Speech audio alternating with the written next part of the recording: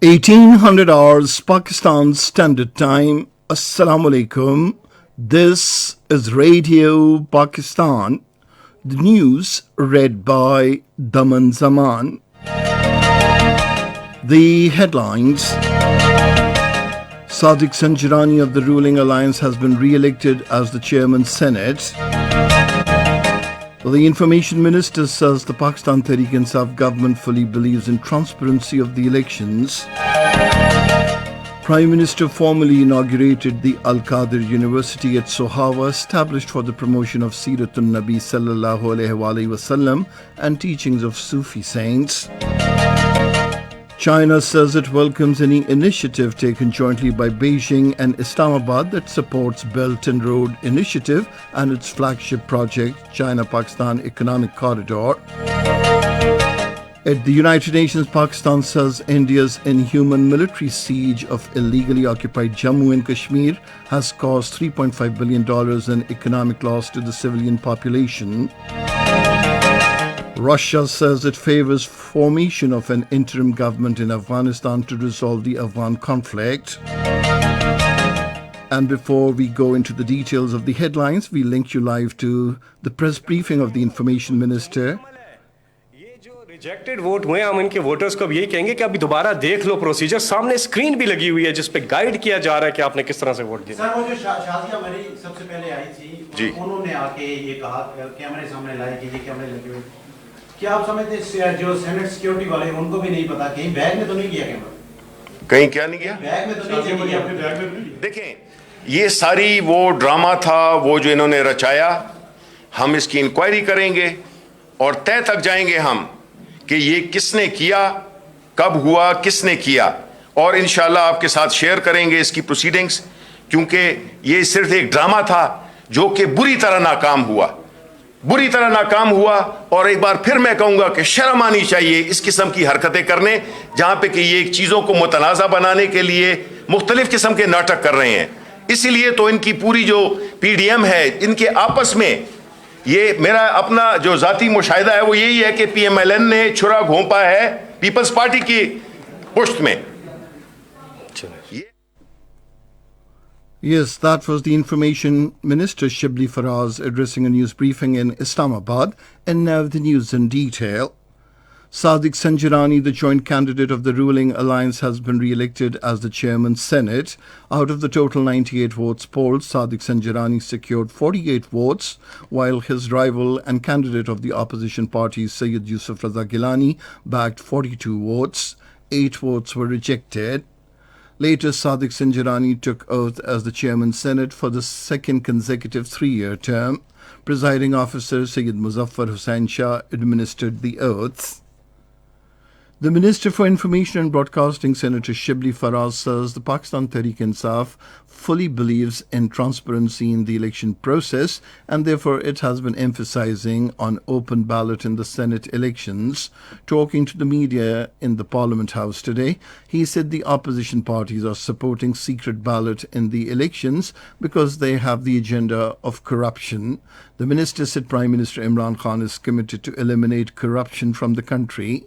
Senator Shibli Faraz said the opposition's drama of camera in the polling booth in the Senate has been exposed. Meanwhile, in a tweet, he said the opposition used criminal tactics in the Senate elections in the National Assembly, where they converted majority into minority.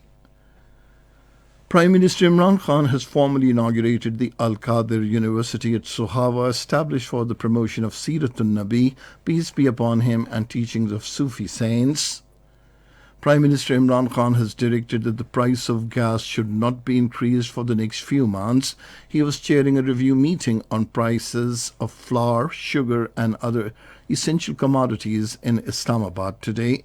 The Prime Minister called for intensifying efforts to provide all possible relief to the common man.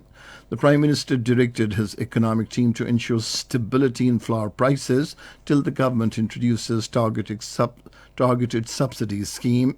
The Prime Minister said a detailed program is being introduced to provide direct subsidy on flour to the poor.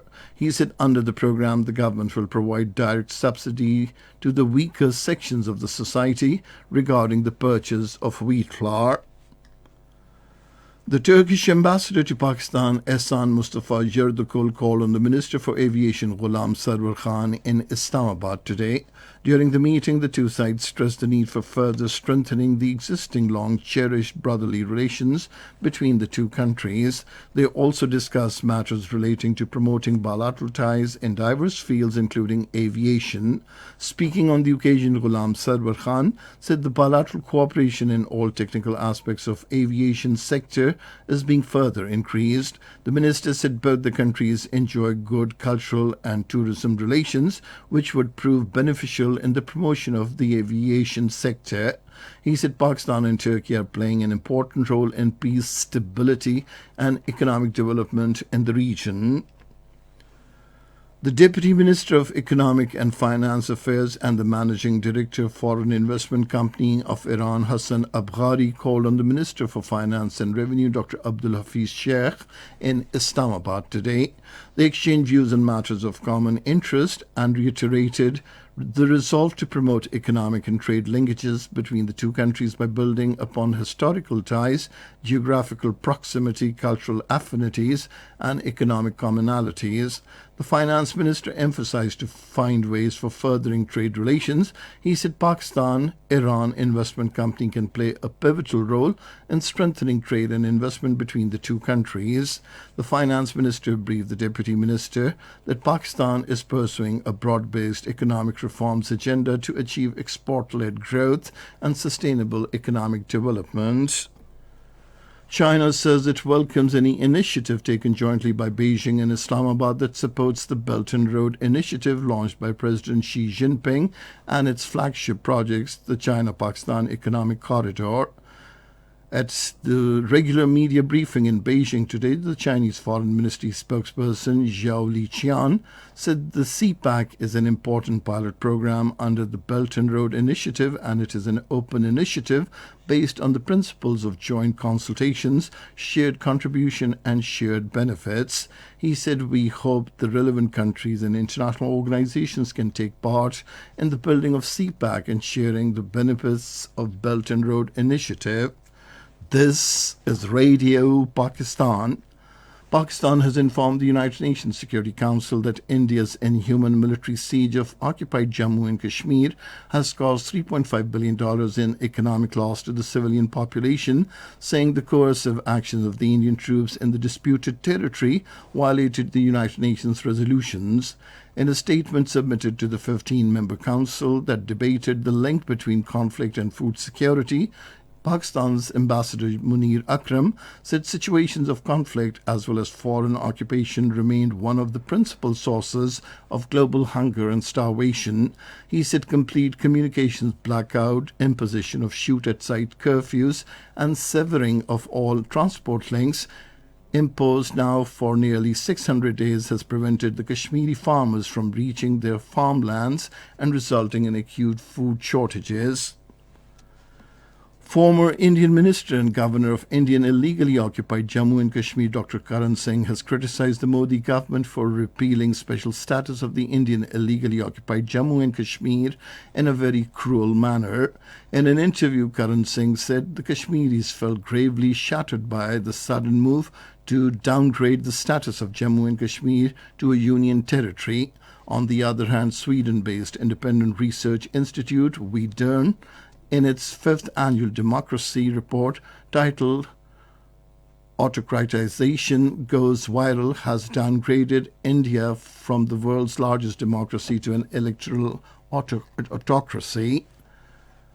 Russia has said it favors forming an interim government of Afghanistan with Taliban aiming to resolve the conflict. The Russian Foreign Ministry spokeswoman Maria Zakharova said the interim government would be a logical solution to the problem of integrating the Taliban into the peaceful political life of Afghanistan. Russia will host talks on the Afghan peace process between Afghanistan government and the Taliban on the 18th of this month. The Afghanistan High Council for National Reconciliation, factional and influential leaders, and representatives from the United States, China, and Pakistan will also attend the meeting. American President Joe Biden has said he would order states to make all adults eligible for coronavirus vaccination by 1st of May. He said this in his televised address after signing a $1.9 trillion stimulus economic relief bill into a law. President Joe Biden expressed the hope that America can mark independence from COVID-19 after complete vaccination in the country. He also denounced vicious hate crimes against Asian Americans who he said had been attacked, harassed, blamed, and scapegoated for the pandemic. And finally, the weather. Mainly dry weather is likely to prevail in most parts of the country during the next 24 hours. However, rain with wind and thunderstorm and snowfall over high mountains is expected in Upper Khyber Pakhtunkhwa, northwestern Balochistan, and Gilgit-Baltistan. And that is the end of this news bulletin. For more news and analyses, log on to our website, radio.gov.pk, and you can also watch the live video streaming of our bulletins on the link facebook.com/Radio Pakistan News Official.